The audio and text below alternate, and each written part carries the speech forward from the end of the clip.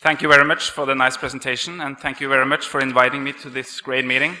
I'm honored to be here, and your hospitality and everything has been really nice. Thank you. And of course, you invite a person from cold Norway to talk about hypothermia. That's quite clear.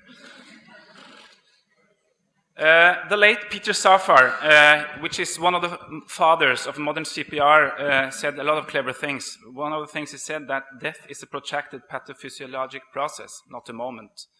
This is the midnight sun in northern Norway, and that's the reason why I'm here, because death is really not a moment. We can really reverse death. So that's the reason why we can do cardiopulmonary resuscitation and why also post-arrest care is so important.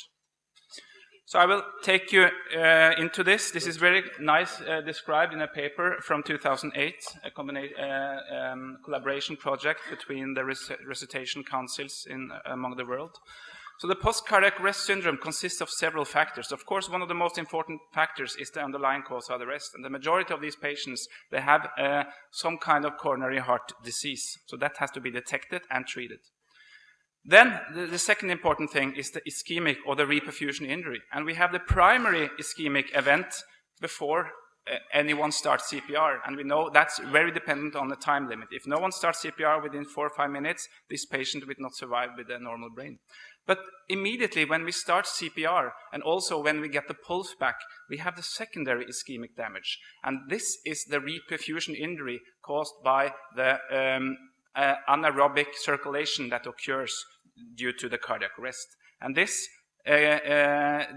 secondary ischemic damage is responsible for the brain death and the mortality after cardiac arrest. We also have seen in several papers that we have almost exactly the same syndrome as we have in sepsis in the early cardiac arrest phase. Exactly the same mediators that we see in sepsis are also released in cardiac arrest. So these patients get the myocardial dysfunction, and they also get the vasodilation in the early phase. So they need fluids, they need vasoactive drugs to increase their circulation. We also know that due to the cardiac arrest in itself, due to the acute myocardial infarction, they have a myocardial dysfunction, especially a diastolic dysfunction. I will come back to that. And this, of course, has to be detected and also treated. So there are a lot of things happening in these patients that we have to consider when we treat these patients. So all this together results in a severe reperfusion syndrome with hemodynamic instability. And if you don't care about that, we will lose our patients. Because brain injury is the most frequent cause of death, we see in some papers that around 70% of the people that die in the early days after cardiac arrest is due to the brain injury. Around 15 to 20% die due to a myocardial cause, cardiac cause, and the rest due to multi-organ failure. So I will take you a little into the pathophysiological mechanisms that occur during post-cardiac arrest syndrome. A lot of mechanisms occur. We know that apoptosis occurs a little later. We also know that we have coagulation disorders, microcirculation is disturbed. We have protein synthesis inhibition. We have new genes expressed.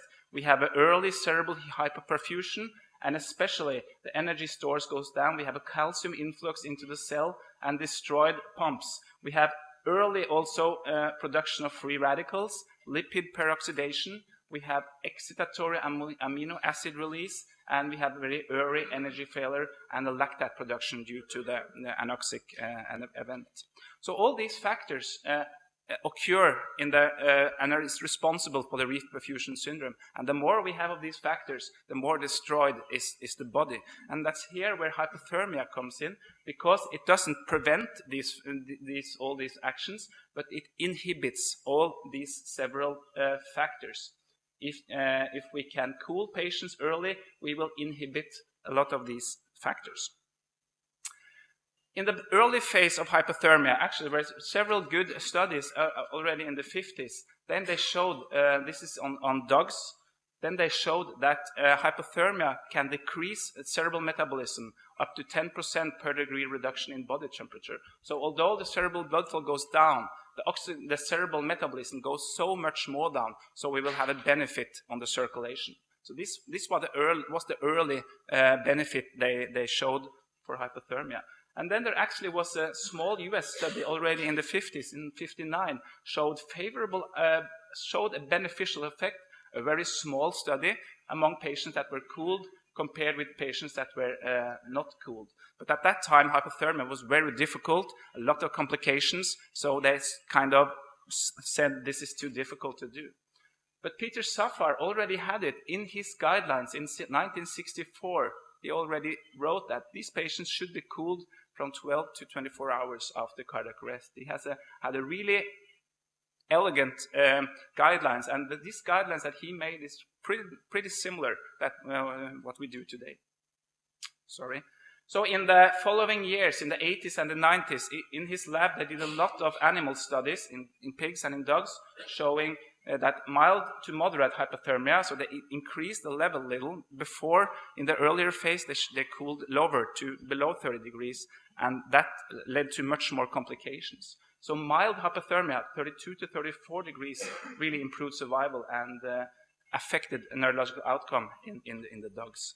So that led up to clinical studies, and we had first 3 non-randomized trials compared with historical controls from Austria, from Australia, and from Japan, which all showed beneficial effects of cooling compared to historical data.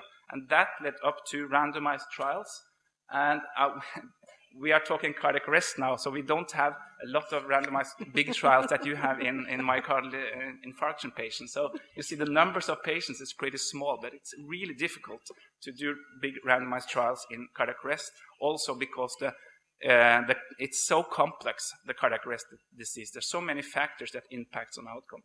But these 3 studies, especially the last 2 from Australia and from the multi-center in Europe, were the 2 biggest, and they were both published in New England Journal of Medicine in 2002. And I think especially the European study is really good, with a relative risk reduction on good outcome 6 months after arrest of 39%, despite a really good survival in the control group. That tells me this is a good study because the survival in the control group was 39%, which is really high. But still, there was a significant benefit among those patients that were cooled. So that led up to the ILCOR, the International Liaison Committee on Resuscitation, advisory statement in 2003, where it was stated that unconscious adult patients with after cardiac arrest should be cooled for 12 to 24 hours when the initial rhythm was VF, because they only included VF patients. For any other rhythm or cardiac arrest in hospital, such cooling may also be beneficial. Remember, it's not the initial rhythm that we treat with hypothermia. It's a reperfusion injury. And if you have initial VF or initial asystole or initial PA, the reperfusion injury is, of course, the same. So I will take you a little into the physiological effects. We know that when we have patients sedated on a respirator during controlled therapeutic hypothermia, oxygen demand and also consumption will go down, CO2 production will go down, metabolism will go down. So that's the main factors, in addition to those factors I showed you about on the reperfusion syndrome. What happens in the heart? We know that if the temperature goes below 35 degrees, bradycardia will occur. I will come back to that. On the blood pressure, we don't see much, but coma, heavy sedation, and myocardial dysfunction, and the sepsis-like syndrome in itself will reduce the blood pressure. We also have pretty safe arrhythmic events if we keep above 32 degrees. But we know if we go below 32 degrees, especially under 30 degrees, it's really an increased risk for tachyarrhythmias, which normally starts with atrial fibrillation. So if we keep above 32, 33 degrees, we are pretty safe, despite the bradycardia that will occur, but I will come back to that.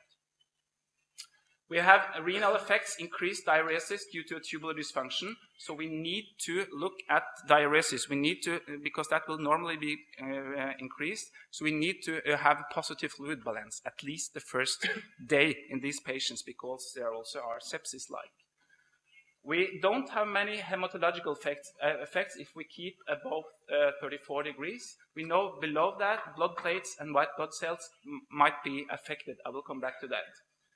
And it's pretty safe also regarding electrolyte disorders, but we have to look at these potassium, phosphate, magnesium, and calcium during cooling and rewarming, and also at blood sugar disorders. I will come back to that too when we look at complications. We have immune suppression, especially if we cool for more than 24 hours. So there might theoretically at least be an increased risk for infections. But again, I will come back to that. And this is important. Pharmacokinetics are important. So we have a reduced clearance of drugs. So we will have prolonged effects, especially if we use long-acting sedatives like morphine and midazolam. These patients can be sedated for 1 week and still wake up just due to prolonged effects of the drugs. So that's very important. So I said I will come back to the myocardial effects. This is a pretty nice animal study from a German group. And they show here pretty nice, as we also see in the patients, that the heart rate goes down when we cool the patients. And due to that, cardiac output will also go down. And that's okay. Many of these patients, if we have Swan-Ganz catheters, they have a cardiac index way below 2, down to 1.5. But in a hypothermic session, that's normal. That's okay. Stroke volume remains pretty normal. So the cardiac output is just due to the reduced heart rate. And as you can see here, very nice, oxygen consumption goes down. This is beneficial for patients with myocardial infarction, of course. We can also here see that the systolic time will increase. So we have a diastolic dysfunction due to cooling, also due to the cardiac arrest itself, but that is protected due to the bradycardia. So that may bring us back to that the bradycardia is probably beneficial for these patients because that can sustain the diastolic function. So I don't think it's a good idea to increase the heart rate if the heart rate drops. We'll come back to that. You also here can see that actually cooling has positive inotropic effects. So the contractility will increase a little.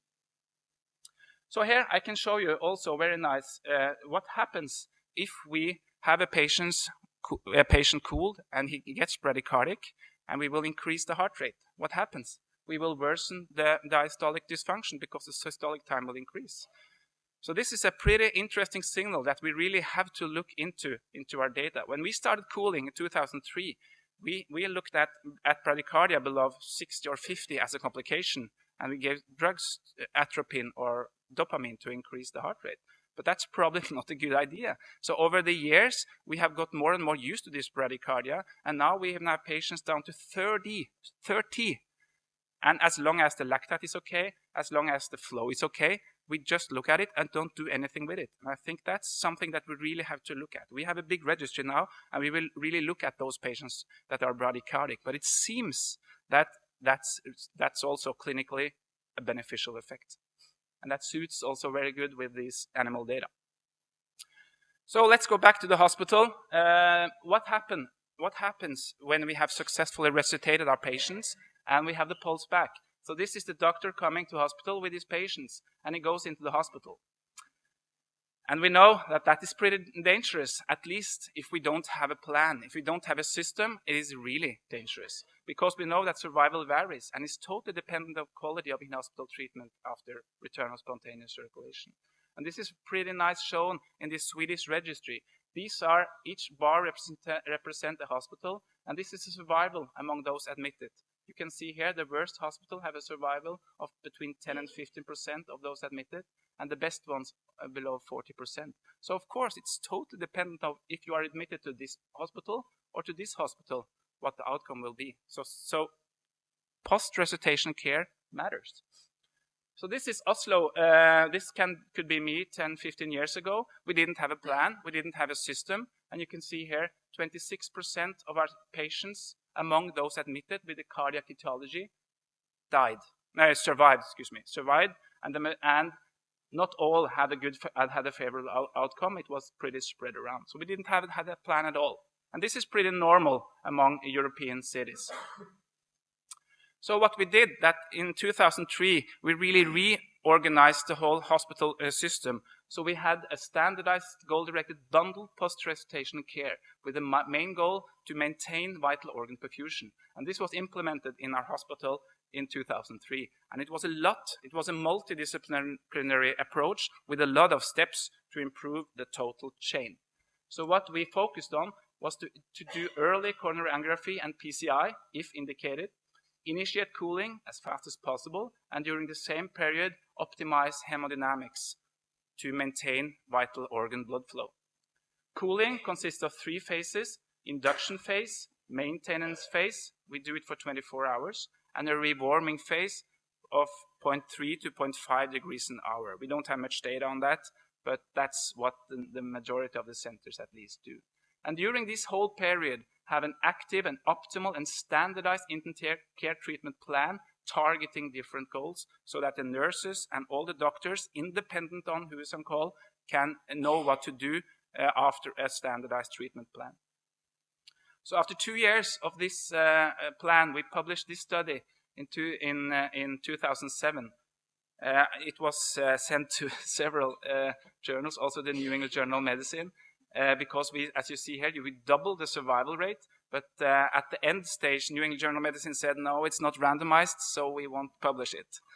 The same circulation said the same. But anyhow, this paper has more than 250 citations and is really one of the important papers showing the importance of standardized post-arrest care. We doubled the survival due to this approach. Not many patients, but to see almost all patients have a cerebral performance category of 1, which is normal, and 2, which is slightly reduced, but self-dependent. The last 5 years, several papers have been published on hypothermia, and several thousand patients in these observational studies registries have been included. Improved survival with historical controls in almost all studies, no negative studies, and although the US was really skeptical in the beginning, the US are now exploding with a lot of studies on hypothermia too. So let's come to complications. This is a summary of the randomized trials done by Michael Holzer in 2010. And compared to standard management, there were actually no differences in outcome. No more pneumonias, no more bleedings, and no more complications. And we saw exactly the same in our papers. There were no more complications in this period compared to the previous data. And the numbers of bleedings are also very, very low, despite angiographic and a lot of antiplatelet drugs.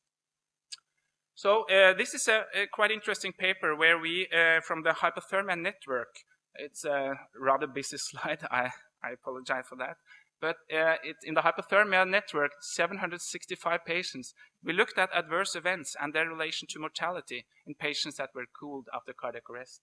And we saw that if you have a pneumonia, if you get sepsis, antibiotic therapy, or if you have bradycardia, that are all factors that have a positive impact on outcome in a multivariate analysis.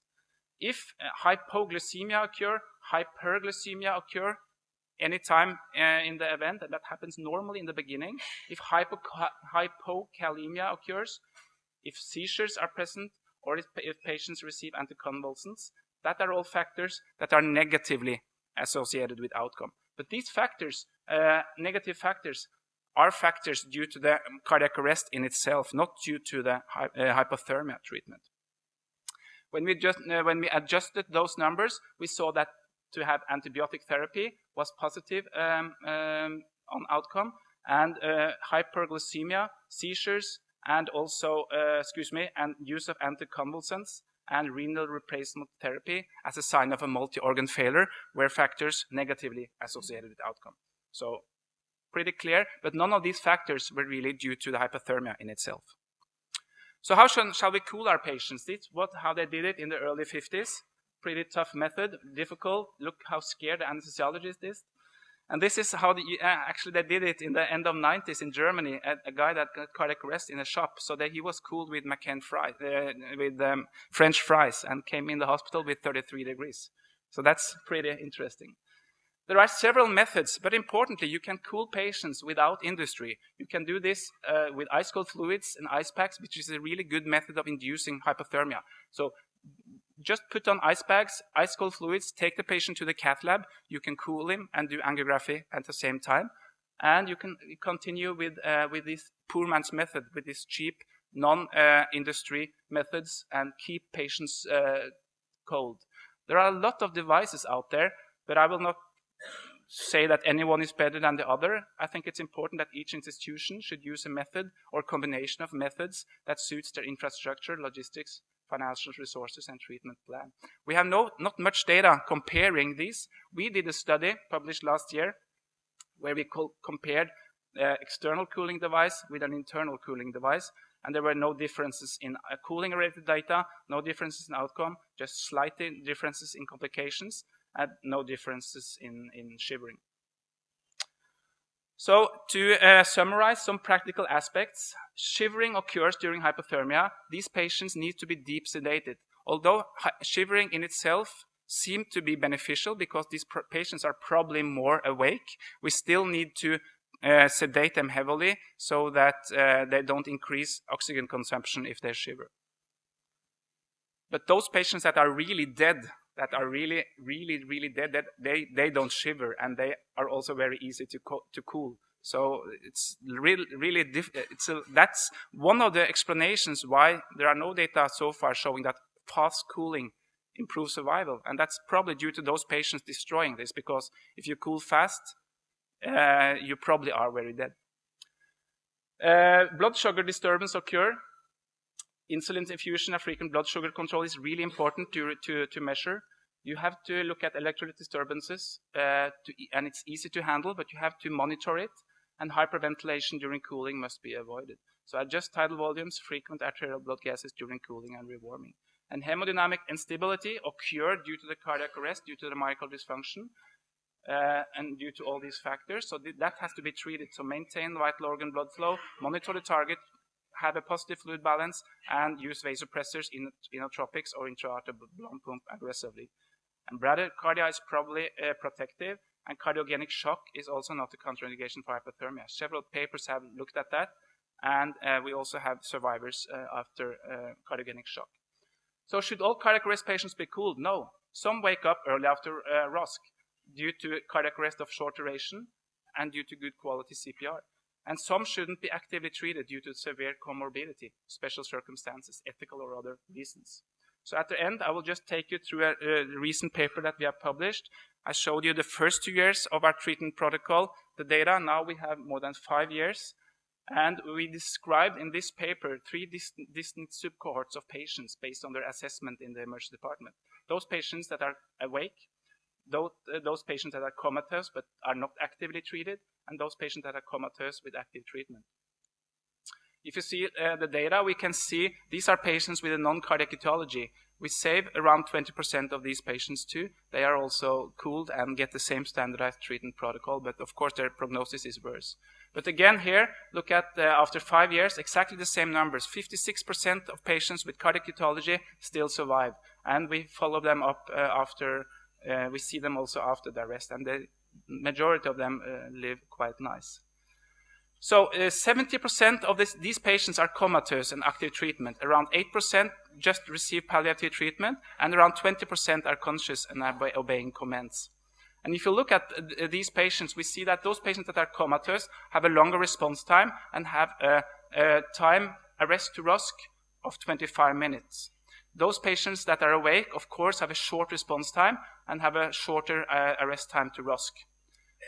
If you look at the treatment, you see that the angiographic procedures are pretty aggressive in our ICU. We take around 80% of the patients to the cath lab, and the majority of these gets a PCI. I will come back to that in the last slide. And around 87% of the patients receive hypothermia. If you look at survival, among the comatose patients, 50% of the patients survive, majority with a good outcome. If you see the awake patients, the majority, of course, survive, but still, some of those die, and especially this one that wasn't cooled, and he got a cerebral slightly disorder. So abstaining from hypothermia due to uncertain or minor signs of consciousness might deprive the patients with the greatest benefit potential of the treatment. And at least 2 of our patients died with severe brain injury subsequent to cooling being omitted due to initial signs of awakening and expectance of good prognosis. So if you are in doubt, you should really cool the patients. And my last 2 slides, prognostication, because that's really important. Prognostication, when and how to do that matters. We have these clinical signs of persisting coma, no signs of breathing, absence of pupillary light reflexes, seizures, or no motor response to pain. These are all factors that you shouldn't use the first 48 hours after arrest, because there are no clinical absolute predictive signs the first 2 days after arrest, and especially after we have started with hypothermia in these patients. This is a paper from 2000 where experienced physician only agreed in 52% of the cases if the patient should wake up or not. So the take-home message is too early prognostication may lead to treatment withdrawal in potential successful survivors due to self-fulfilling prophecy.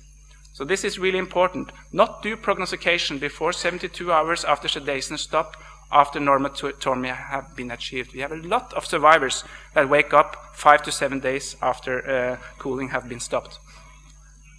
So therefore we also have a prognostication study now in Oslo, the NORCAS trial, where we really will look in detail into prognostication factors. We do a lot of different strategies that we also blind to the investigators to try to find answers. What are the best prognosticators? We also have sub-studies here where we take all the patients to the cath lab, and we also have a sub-study where we look at hemodynamic differences among different systems in these cardiac arrest patients. So to conclude, hypothermia reduces oxygen consumption, reduces the metabolism. It's both good for the sick brain and the sick heart. It protects the brain against several biochemical mechanisms damaging vital perfusion in the reperfusion period after post-cardiac arrest syndrome. And it's easy to perform, no severe complications or side effects if handled correctly as part of a bundled standardized treatment plan. And I really emphasize this is important. So it's not a question about yes or no to hypothermia, but yes or no to active treatment post-cardiac arrest. So if I decide yes, treat a total post-cardiac arrest syndrome. And don't just put the patient on the respirator. If you decide to active treat, then do everything. Thank you.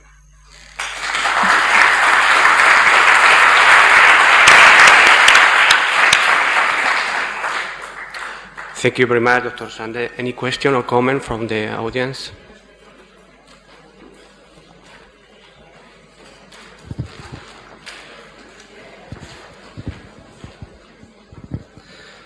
Hi, good morning.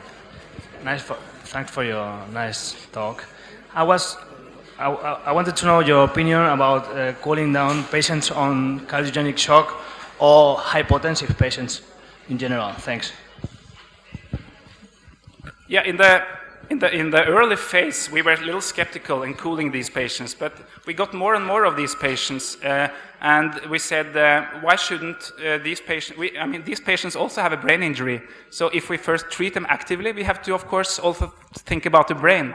So what we do in these patients is we take them to the cath lab where we can diagnose, where we also can put in an intra-aortic balloon pump, and where we have to aggressively first treat the cause, and then cool them and have an intra-aortic balloon pump, positive fluid balance, targeted of course. We target a map of around 65 to 70 and using vasoactive drugs to achieve that.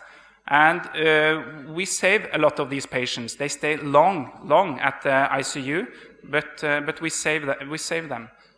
So we have good experience with it. Of course, the survival is not as high as if you don't have a cardiogenic shock, but still, if they get alive out of hospital with a normal brain. So again, I think it's if you first active treat a patient, you have to think of everything, and it's always, as it is in cardiology, risk versus benefit. Dr. Bell, please. So in 2003, we also introduced a therapeutic hypothermia protocol in our coronary care unit, and also have seen very similar improvements in survival and functional status. And I think the importance of the multidisciplinary approach, with anesthesiology, neurology, cardiology, cannot be understated. My question to you, though, is you've emphasized the post-cardiac arrest care. Could you maybe just address the issue of the pre-hospital care, particularly with respect to whether or not you incorporate this into your decisions about to offer hypothermia. So specifically, quality of CPR. Do you have the information regarding things like end-tidal, CO2, and maybe even the type of ventricular fibrillation? Is this sort of low frequency, high frequency? Maybe just sort of briefly address that, and then very quickly tell us about your experience in treating patients with asystole. Who do you treat with asystole? I know you work together with Roger White, don't you? So, of course, to save a patient of the cardiac arrest, we have to think of the total chain of survival, which consists of course, early detection, early activation of the EMS system, early good quality CPR, early defibrillation, and early post-arrest care.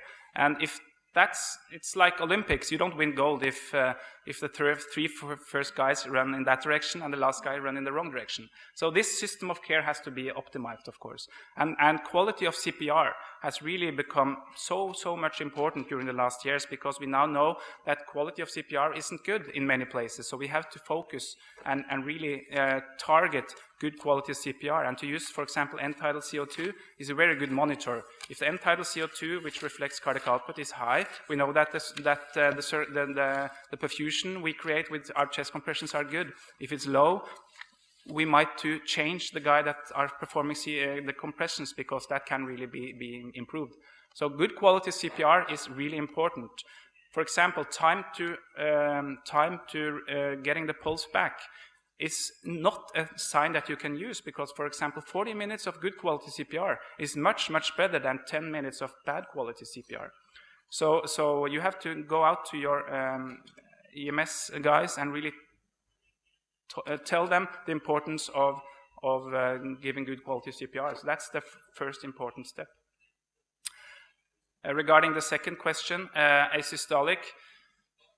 We all know that the majority of the survivors have VF. We know that we don't have that many survivors with asystole due to that might be a ventricular fibrillation that has been gone to asystole due to time, due to less hypoxia, or they might due to other irreversible causes of the arrest.